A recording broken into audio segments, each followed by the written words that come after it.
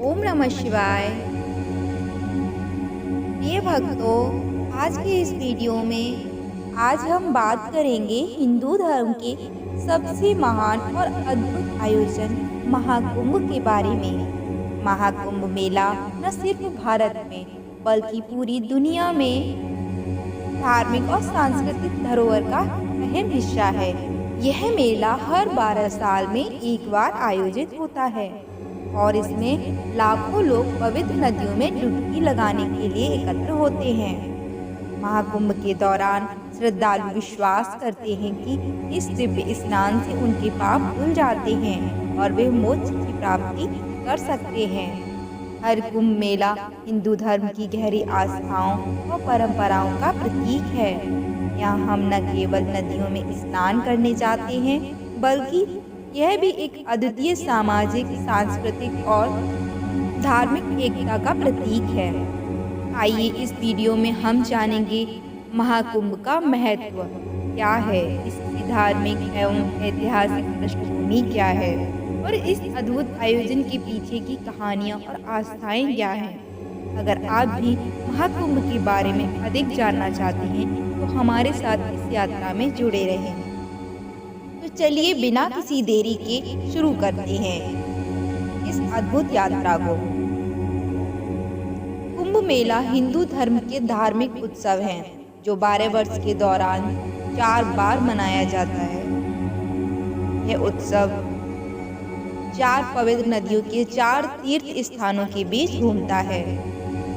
हरिद्वार में गंगा नदी पर, उज्जैन में क्षिप्रा नदी पर, नासिक में गोदावरी पर और प्रयाग में आधुनिक प्रयागराज में गंगा पर, यमुना और पौराणिक सरस्वती के संगम पर। प्रत्येक स्थल का उत्सव सूर्य, चंद्रमा और बृहस्पति की ज्योतिष स्थिति के एक अलग सेट पर आधारित है। सबसे पवित्र समय ठीक उसी समय होता है जब ये स्थान पूरी तरह से व्याप्त होते हैं। प्रयाग में कुंभ मेला विशेष रूप से लाखों तीर्थ यात्रियों को आकर्षित करता है। इसके अलावा प्रयाग में हर 144 साल में एक महान कुंभ मेला उत्सव आयोजित किया जाता है जो हाल ही में किया जा रहा है।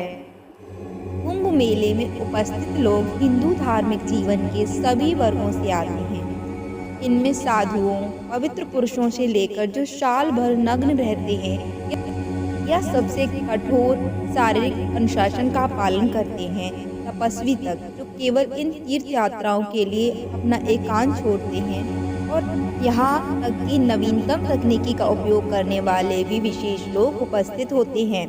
प्रतिनिधित्व करने वाले धार्मिक संगठनों में सामाजिक कल्याण समितियों से लेकर राजनीतिक पैरवीकार शामिल हैं। शिष्यों, दोस्तों और दर्शकों की विशाल भीड़ व्यक्तिगत तपस्वियों और संगठनों में शामिल होती है।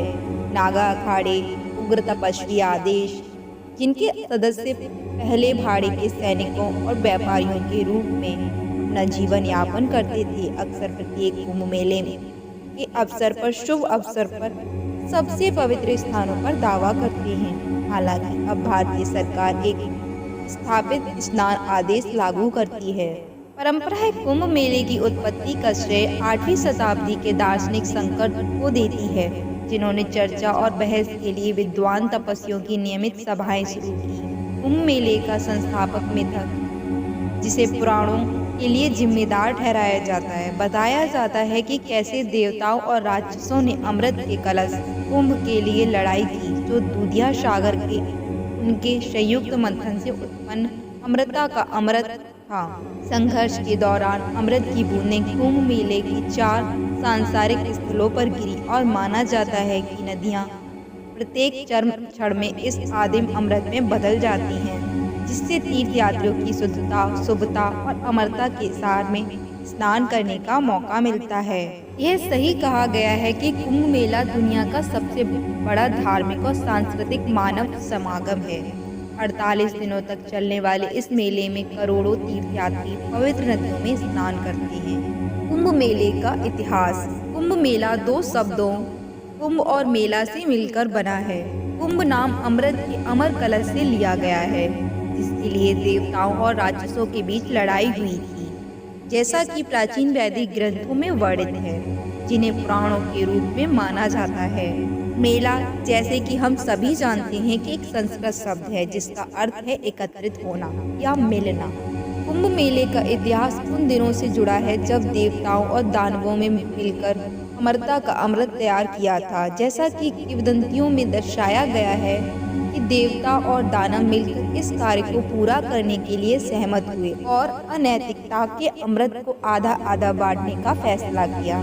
देवता और दानव तब ब्रह्मांड के दिव्य क्षेत्र में स्थित दूध सागर के तट पर एकत्र हुए। दूध सागर के मंथन से एक घातक विष निकला, जिसे भगवान शिव ने बिना किसी प्रभाव के पी लिया। कई वर्षों बाद कई बाधाओं को पार करने के धन्वंतरी अपने हाथों में अमरता का अमृत लेकर प्रकट हुए। कुंभ मेला कई प्रकार का होता है। महाकुंभ मेला केवल प्रयागराज में ही होता है। यह 144 साल या 12 पूर्ण कुंभ मेले के बाद लगता है। पूर्ण कुंभ मेला यह हमेशा 12 वर्ष बाद आता है और यह 4 जगहों पर लगाया जाता है, जैसे प्रयागराज, हरिद्वार, नासिक, उज्जैन। अर्ध कुंभ मेला। अर्ध कुंभ मेला, जैसे कि नाम से ही पता चलता है, आधे मतलब 6 सालों बाद यह लगाया जाता है हरिद्वार में और प्रयागराज में। कुंभ मेला। कुंभ मेला 4 अलग अलग स्थानों पे अलग अलग सरकारों के द्वारा इसका आयोजन किया जाता है। माघ कुंभ मेला केवल प्रयागराज में ही आयोजित किया जाता है। यह माघ माह के हिंदू कैलेंडर के अनुसार माघ माह में आयोजित किया जाता है। कुंभ मेले का आयोजन सूर्य, चंद्रमा और बृहस्पति की स्थिति के आधार पर आयोजित किया जाता है। धन्यवाद।